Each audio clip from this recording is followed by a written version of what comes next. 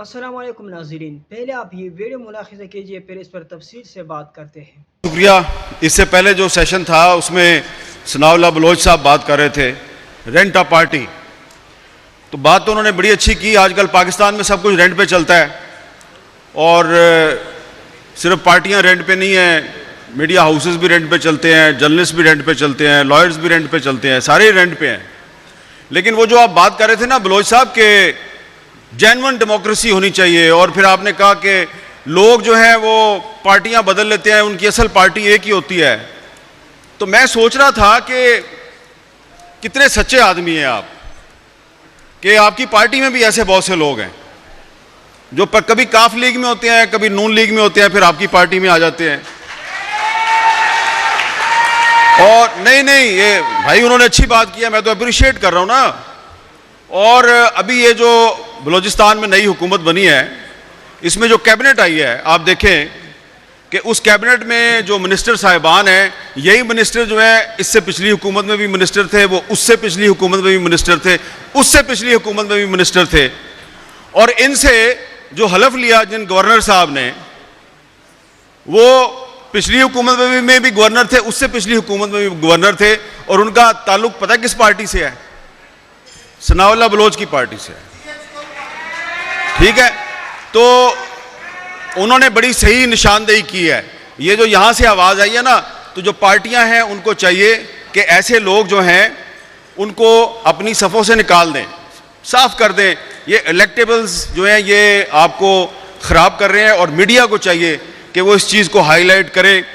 और इस वक्त सूरत हाल ये है कि आप आसमा जहांगीर कॉन्फ्रेंस में सारे यहाँ पे मौजूद हैं, और इधर ये लिखा हुआ है कि democracy is not just about elections, it is about the protection of human rights. तो मुझे आप ये बताएं कि जिस मुल्क की अदालतों के जज अपने लिए इंसाफ मांगने के लिए फरियादें कर रहे हैं, वो ह्यूमन राइट्स को कैसे प्रोटेक्ट करेंगे? और सिर्फ जज साहिबान जो है वो प्रोटेक्शन नहीं मांग रहे, अपनी आज़ादी का तहफ़्फ़ुज़ नहीं मांग रहे, हर कोई जो है वो अपना तहफ़्फ़ुज़ मांग रहा है। और ये सिचुएशन सिर्फ पाकिस्तान में नहीं है, ये इस पूरे रीजन में इस वक्त यही सूरत हाल है। इंडिया की सूरत हाल भी कोई मुख्तलिफ नहीं है, श्रीलंका की सूरत हाल भी कोई मुख्तलिफ नहीं है, बांग्लादेश की सूरत हाल भी कोई मुख्तलिफ नहीं है। लेकिन हम बात कर रहे हैं पाकिस्तान में, पाकिस्तान के बारे में। तो यहाँ पर इस वक्त जिस आइन की बालादस्ती की यहाँ पर बात हो रही है, ये आपको मानना पड़ेगा, मानो या ना मानो। आईन पाकिस्तान को यहां पर तकरीबन गैर मुअस्सर कर दिया गया है। आप जिस आइन के तहफ़्फ़ुज़ की बात कर रहे हैं वो पहले से गैर महफूज है, उसकी वायलेशन सिर्फ गैर सियासी लोग नहीं करते, सियासी लोग भी करते हैं। और अब पाकिस्तान का मीडिया, हम जैसे लोग जो कहते थे जी कि आइन अगर उस पर अमल दरामद हो तो सारे मसले हल हो जाएंगे, अब हमें लगता है कि आइन तो खुद तहफ़्फ़ुज़ मांग रहा है। और क्योंकि मैं सहाफ़ी हूं तो मैं तो सहाफ़ियों की बात करूंगा। जितने गैर महफूज पाकिस्तान के सहाफ़ी इस दौर में हैं, कभी नहीं थे इससे पहले। आप देखें कि इस मुल्क की सुप्रीम कोर्ट ने एक सहाफ़ी अरशद शरीफ के कत्ल पर अज़ खुद नोटिस लिया। क्या हुआ? सुप्रीम कोर्ट के चीफ जस्टिस ने अज़ खुद नोटिस लिया, कुछ भी नहीं हुआ। एक इंक्वायरी टीम कीनिया भेजी, वापस आई, कुछ नहीं हुआ। फिर एक और JIT बनी, उसने लोगों से बयानात लिए, कुछ नहीं हुआ। तो हमें ये लग रहा है कि पाकिस्तान के जो सहाफ़ी हैं उनको अब जर्नलिज्म छोड़ के कहा जा रहा है तुम कर्नलिज्म करो। तो हमने तो भाई जर्नलिज्म ही करनी है, वो वाला काम नहीं करना जो जनरल ज़ियाउल हक के दौर में होता था या जनरल परवेज़ मुशर्रफ के दौर में होता था। तो इसलिए अभी जब मैं आ रहा था तो आने से पहले, क्योंकि कल रात को आपने देखा टीवी चैनल्स पे एक सेनेटर साहब ने कहा कि मैं तो जनाब 1.5 साल से कह रहा हूं कि मुझे कोई अदालत बुलाए तो मैं बताऊंगा कि अरशद शरीफ को किसने मारा। तो मैंने फिर आज आते हुए इस्लामाबाद हाई कोर्ट में पिटीशन दायर कर दी है कि एक जुडिशल कमीशन बनाए, और जिस किसी के पास भी कोई इन्फॉर्मेशन है कि अरशद शरीफ को किसने मारा वो उस कमीशन के सामने आगे बताए। तो अब देखते हैं कि अरशद शरीफ का जो कत्ल है उसका कोई जिम्मेदार जो है वो सामने आता या नहीं आता। और दूसरी बात यह है कि यहाँ पे आगे तकरीरें करना बड़ा आसान है, लेकिन ये जो लोग ये कॉन्फ्रेंस ऑर्गेनाइज करते हैं उनके मसाइल को भी समझें।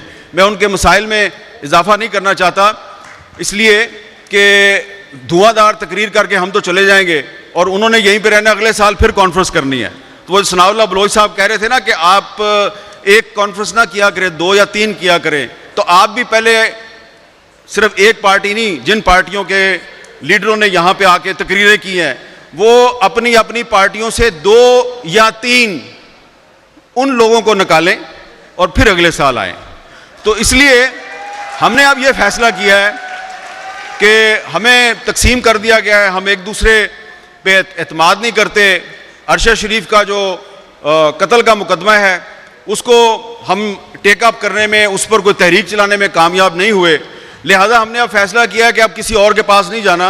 अब हम जो आप लोग कहते हैं ना ये टीवी एंकर जो है ये बात क्यों नहीं करते, टीवी एंकर ने वो बात क्यों नहीं की, तो आपको तो पता है भाई हम तो पॉलिसी मेकर नहीं है, चैनल किसी और का है, हम तो उसमें बैठ के बात कर रहे होते हैं। तो अगर वो हमें ऑफर कर दें तो हम क्या कर सकते हैं। तो इसलिए अब हमने फैसला किया है कि टीवी एंकर्स का एक एक्शन फोरम बनाया जाएगा और जिस टीवी एंकर्स को कहीं से कोई कॉल आएगी या उसको डिक्टेशन देगी उसकी अपनी मैनेजमेंट या कोई बाहर से, तो हम लोग जो है वो पब्लिक में आके आपको बताया करेंगे। तो इसके अलावा हम कुछ नहीं कर सकते, ठीक है।